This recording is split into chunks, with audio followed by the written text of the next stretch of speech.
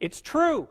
You're oppressed, you're oppressed, you're oppressed, you're oppressed. God only knows why. Maybe you're too short, or you're not as beautiful as you could be, or your grandparent was a serf, likely, because almost everybody's great-grandparent was.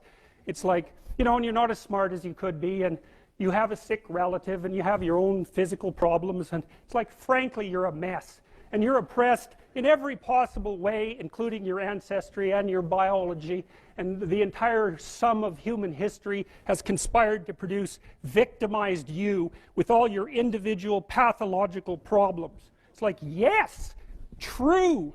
Okay, but the problem is that it is true. And so if you take the oppressed, you have to fractionate them and fractionate them. It's like, you're a woman. Yeah, okay, well, I'm a black woman. Well, I'm a black woman who has 2 children. Well, I'm a black woman who has 2 children, and one of them isn't very healthy. And then, well, I'm a Hispanic woman, and I have a genius son who doesn't have any money so that he can't go to university. And, I had a hell of a time getting across the border. It was really hard on me to get my citizenship. My husband is an alcoholic brute. It's like, well, yeah, that sucks too. And so, so let's fix all your oppression. And we'll take every single thing into account, and then we'll fix yours too. We'll take every single thing into account. It's like, no, you won't, because you can't. You can't. It is technically impossible. First of all, you can't even list all the ways that you're oppressed. Second, how are you going to weight them? Third, who's going to decide? And that's the bloody thing. Who's going to decide? That's the thing. Well, what's the answer in the West? It's like, in free markets, oh yeah, Christ will never be able to solve this problem. No one can solve it. What are we going to do about that? We're going to outsource it to the marketplace. You're going to take your sorry, pathetic being, and you're going to try to offer me something that maybe I want. And I'm going to take my sorry, pathetic being, and I'm going to say, well, all things considered, as well as I can understand them, maybe I could give you this much money, which is actually a promise, for that thing. And you've packed all of your damn oppression into the price. And I've packed all my oppression into the willingness to pay it. And that solution sucks. It's a bad solution. But compared to every other solution, man, it's why 10% of us have freedom.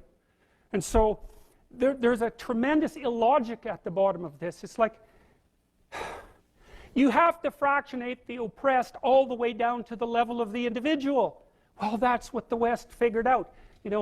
There's a couple of figures who are at the mythological roots of our culture, and people get upset with me because I bring in religious themes, but I understand some things about mythology and religion. And it's not an accident that the axiomatic Western individual is someone who was unfairly nailed to a cross and tortured. It's like, yes, right, exactly.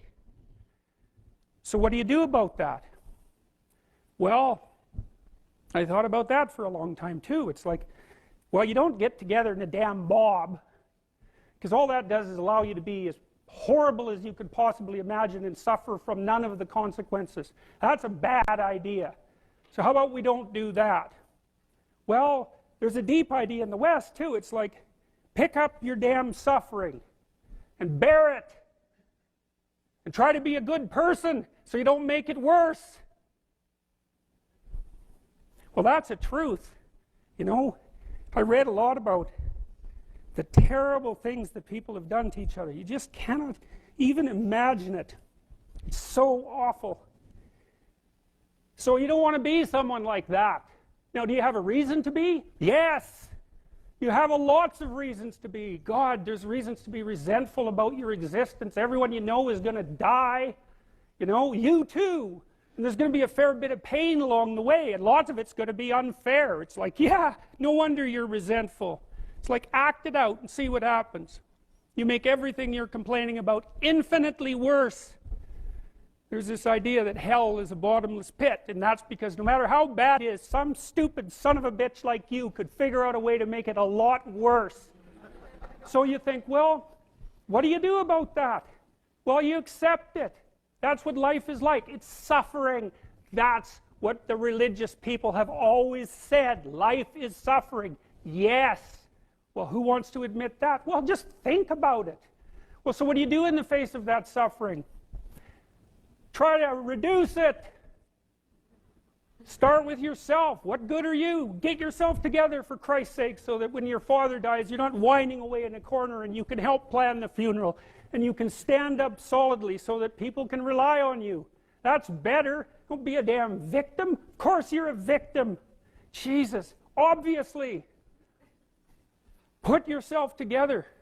And then maybe if you put yourself together, you know how to do that. You know what's wrong with you, if you'll admit it. You know there's a few things you could like polish up a little bit, that you might even be able to manage in your insufficient present condition.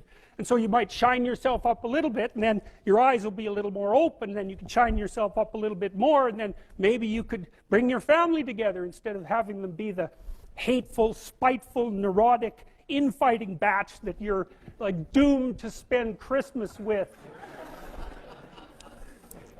So then you fix yourself up a little bit, kind of humbly, because, you know, God, you're a fixer-upper if there ever was one. And then you got to figure out, well, can you figure out how to make peace with your idiot brother? And probably not, because he's just as dumb as you, so how the hell are you going to manage that? And so then maybe you get somewhere that way, and your family's sort of functioning, and you find out, well, that kind of relieved a little bit of suffering, although it reduced the opportunities for spiteful revenge, and that's kind of a pain in the neck. And so then you get your family together a little bit, and you're a little clued in then, at least a bit, because you've done something difficult that's actually difficult. You're a little wiser, and so then maybe you could put a tentative finger out beyond the family and try to change some little thing without wrecking it. It's like, our society is complex, and we teach our students that they could just fix it. It's like, go fix a military helicopter and see how far you get with that. It's like, what are you going to do? You're like a chimp with a wrench. Whack! Oh, look, it's better. It's like, no, it's not better. Things are complicated, and to fix things is really hard. And you have to be like a golden tool to fix things, and you're not. So, and that's the other message of the West. It's like, how do you overcome the suffering of life? And I'm not saying it's only the message of the West. How do you overcome the suffering of life? Is be a better person. That's how you do it. Well, that's hard. It takes responsibility. And I think, you know, if you said to someone, you want to have a meaningful life? Everything you do matters. That's the definition of a meaningful life. But everything you do matters. So you're going to have to carry that with you. Or do you want to just forget about the whole meaning thing, and then you don't have any responsibility, because who the hell cares, and you can wander through life doing whatever you want, gratifying impulsive desires for how useful that's going to be, and you're stuck in meaninglessness, but you don't have any responsibility. Which one do you want? Well, ask yourself, which one are you pursuing? And you'll find very rapidly that it isn't the majority of your soul that's pursuing the whole meaning thing, because, well, look what you have to do that. You have to take on the fact that life is suffering. You have to put yourself together in the face of that.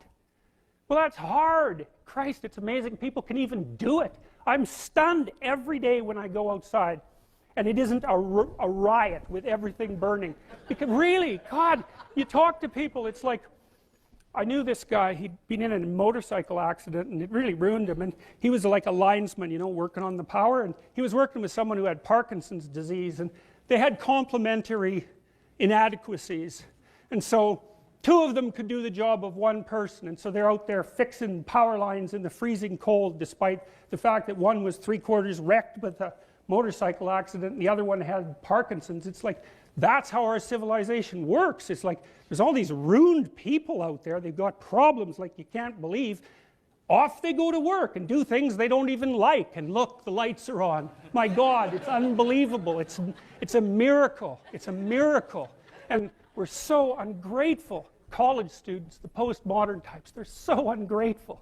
You know, they don't know that they're surrounded by just a bloody miracle. It's a miracle that all this stuff works, that all you crazy chimpanzees that don't know each other can sit in the same room for 2 hours sweltering away without tearing each other apart, because that's what chimps do. So,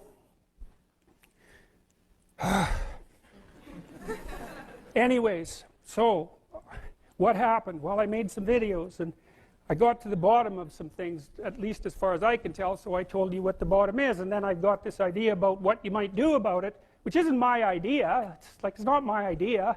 It's an old idea. It's far older than Christianity. It's old. It's the oldest story of mankind. Get yourself together. Transcend your suffering. See if you can be some kind of hero. Make the suffering in the world less. Well, that's the way forward, as far as I can tell.